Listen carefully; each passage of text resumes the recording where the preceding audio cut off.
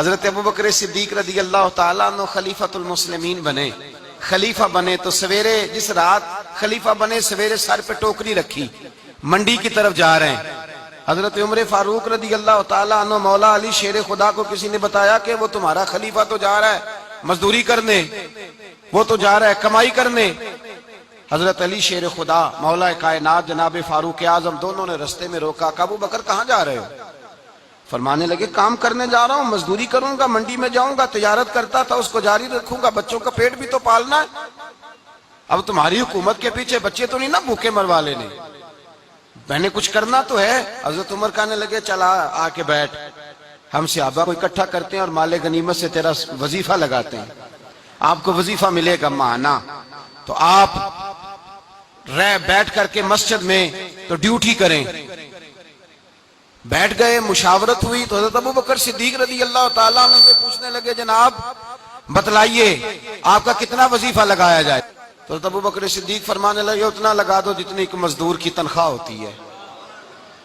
تو ایک صحابی بول کے بڑے میٹھے اور دھیمے لہجے میں کہنے لگے ابو بکر اگر تیرا گزارا نہ ہوا تو، اگر تیرا گزارا نہ ہوا تو حضرت ابوبکر صدیق فرمانے لگے اگر میرا گزارا نہ ہوا تو میں مزدوروں کی تنخواہوں میں اضافہ کر دوں گا، اگر مزدوروں کے گھر جلنے لگیں گے تو میرا بھی چلے گا، میں ان کی تنخواہیں بڑھاؤں گا صرف اپنی۔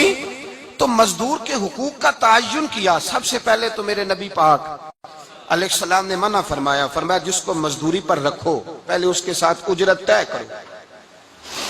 حضور صلی اللہ علیہ وسلم نے فرمایا جب تک اجرت واضح نہ ہو جاؤ کسی کو کام پر، جب تک اجرت واضح نہ ہو جائے، مکمل نہ ہو جائے کہ کیا دینا ہے، طے کرے۔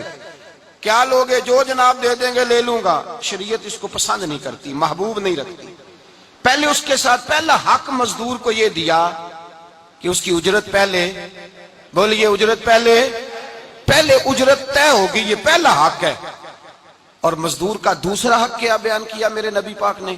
فرمایا جب، اور یہ ایسی اعلیٰ بات ہے کہ جتنے حقوق لکھنے والے ہیں نا، جتنے بین الاقوامی سطح پر انسانی حقوق کا چارٹر بنانے والے ہیں، وہ کہتے ہیں کہ یہ ایسا نقطہ حضور نے بیان کر دیا ہے کہ اس سے آگے کو بڑھ ہی نہیں سکتا، یہ ایسی بات ہے کہ جس کی شرح بھی کوئی نہیں کر سکتا۔ میرے حبیب کریم علیہ السلام نے فرمایا پہلے طے کرو، اور کیا خوبصورت لفظ ہے، قانون بنا دیا۔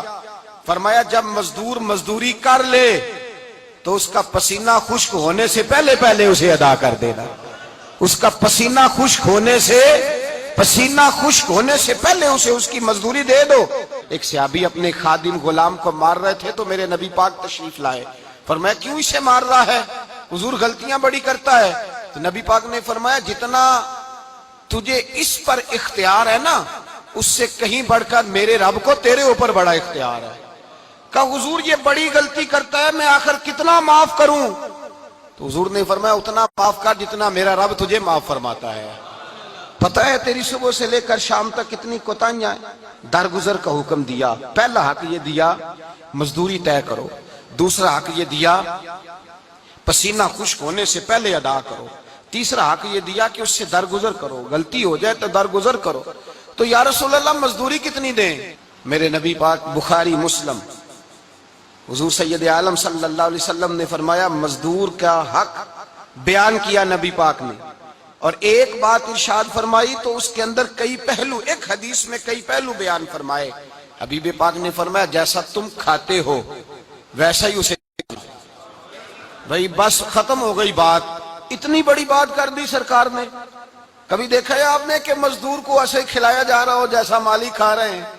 حضور نے فرمایا بھئی مزدوروں کا حق یہ ہے کہ جیسا تم نے کھانا ہے ویسا اسے کھلانا ہے، اور فرمایا جیسا تم نے پہننا ہے ویسا اسے پہنانا ہے۔ اور پھر میرے حبیب کریم علیہ السلام نے ارشاد فرمایا اس کی ہمت سے بڑھ کر تم اس پر بوجھ نہیں ڈال سکتے، جتنا کام وہ کر نہیں سکتا اتنا تم اسے دے نہیں سکتے۔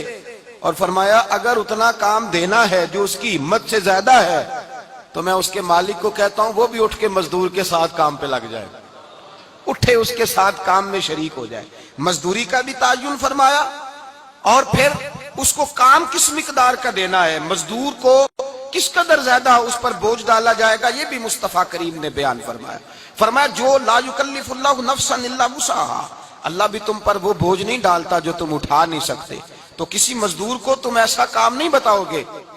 حضرت عثمان غنی رضی اللہ تعالیٰ عنہ ایک دن حضرت عمر فاروق سے کہنے لگے عمر بس کر دے یار، تیرے بعد بھی تو لوگوں نے خلیفہ بننا ہے، کیسے کوئی تیرے رستے پہ چلے گا؟ تو حضرت عثمان غنی سے جناب عمر کہنے لگے کیا ہو گیا؟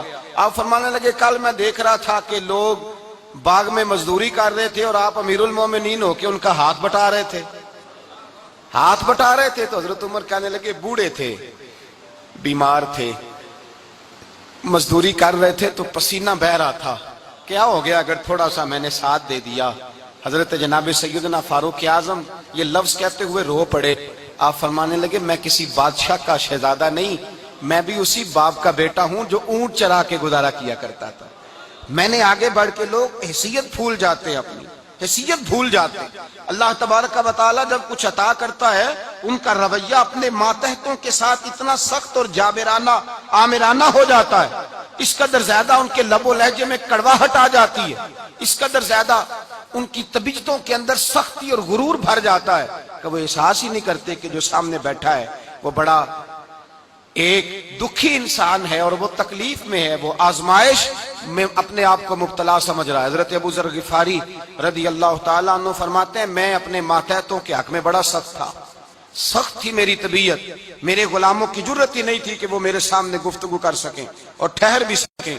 فرماتے ہیں جس دن میں کلمہ پڑھنے گیا، جس دن میں حضور کی بارگاہ میں، تو میں نے کہا حضور کوئی خاص نصیحت؟ تو نبی پاک نے فرمایا میری نصیحت تیرے لیے یہ ہے کہ جیسا تو نے کھانا ہے ویسا ہی غلام کو کھلانا ہے، جیسا تو نے پہننا ہے ویسا ہی غلام کو پہنانا ہے۔ حضرت ابو ذر کہتے ہیں جو میرے اندر کمی تھی وہی میرے نبی نے نصیحت کر دی، جو میرے اندر کوتاہی تھی وہی غیب جاننے والے رسول نے بتلا دی۔ فرماتے میں گھر گیا، جب میں جاتا تھا تو ملازموں کا سانس خشک ہو جاتا تھا، وہ کانپنے ہانپنے لگتے تھے کہ جانے اب یہ کیا کرے گا۔ حضرت ابو ذر غفاری فرماتے میں گیا، ایک شخص سے میں نے کہا کھانا پکاؤ، کھانا پکایا، دسترخوان پہ لگایا اور اپنے سارے ملازموں کو کہا آؤ یار میرے ساتھ بیٹھ کے روٹی کھاؤ، آؤ سارے میرے ساتھ بیٹھ کے کھانا کھاؤ۔ فرماتے انہوں نے کھانا کھایا، پھر میں ان کو بازار لے گیا، جیسے کپڑے میں پہنتا تھا ویسے ہی میں نے ان کے لیے بھی خریدے۔ فرماتے ہیں میرے غلام کہنے لگے آقا خیر تو ہے نا، خیریت تو ہے نا، کیا ہوا؟ مزاج مبارک تو ٹھیک ہے، کیا ہو گیا؟ اور یہ جو ہم فضا کو اتنا خوبصورت دیکھ رہے ہیں اور یہ جو ہم اتنی پیاری ریم جھیم برستی دیکھ رہے ہیں یہ جاری رہے گی یا ایک دن کی ہے؟ تو حضرت ابو ذر غفاری رو پڑے، کہنے لگے اب تمہیں ابو ذر غفاری بدلا ہوا ملے گا، اس لیے کہ اب میں وہ نہیں رہا، اب میں رسول اللہ کا کلمہ پڑھ کے غلام مصطفیٰ بن گیا ہوں، اب میں بدل گیا ہوں، میری طبیعت بدل گئی۔ غلاموں کے حق میں حضرت مولا علی شیر خدا غلام کو لے کر کے گئے دکان پر، حضرت مولا علی غلام کو لے کر گئے کپڑے کی دکان پر، 2 جوڑے خریدے، ایک کم قیمت کا ایک زیادہ قیمت کا، ایک کم قیمت کا ایک زیادہ قیمت کا، 2 جوڑے خریدے۔ جب واپس لوٹے تو غلام سے کہنے لگے تو اپنا لے لے۔ غلام کو پتا تھا کہ اس زمانے میں ہوتا کیا تھا، اس نے کم قیمت کا جوڑا اٹھایا۔ حضرت علی فرمانے لگے عجیب آدمی ہے، یہ تو تیرا نہیں یہ تو میرا ہے۔ اس نے کہا حضور کس طرح سے؟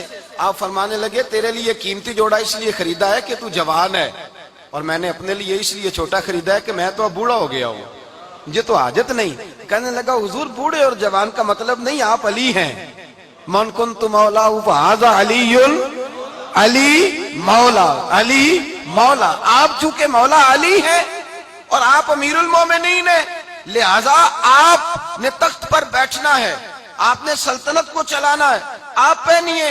حضرت علی فرمانے لگے تو میرا غلام بنا ہے نا، تو نے ابھی میرے نبی کا دیدار نہیں نہ کیا، تو بعد میں آیا ہے نا، اگر تو اس دور میں ہوتا تو جان جاتا کہ یہ عمل میرا ہے، پر اس کے پیچھے جو نصیحت کے پھول ہیں وہ مصطفیٰ کے عطا فرمائے ہوئے۔ تو بھائی یاد رکھیں نبی کریم سید عالم صلی اللہ تعالی علیہ وآلہ وسلم نے تعین فرمایا مزدور کے حقوق کا، تعین کیا۔ حضرت حکیم بن حزام کہتے ہیں میں حضور کی بارگاہ میں بیٹھا تھا تو نبی پاک صلی اللہ علیہ وسلم سے میں نے کہا یا رسول اللہ آپ کو کون سا آدمی پسند ہے، کون سا محنت کرنے والا پسند ہے؟ تو حضور نے فرمایا جس کے دونوں ہاتھ کام کریں، دونوں پیر چلیں اور اس کی پیشانی پر پسینہ آئے، وہ بندہ مجھے بڑا اچھا لگتا ہے۔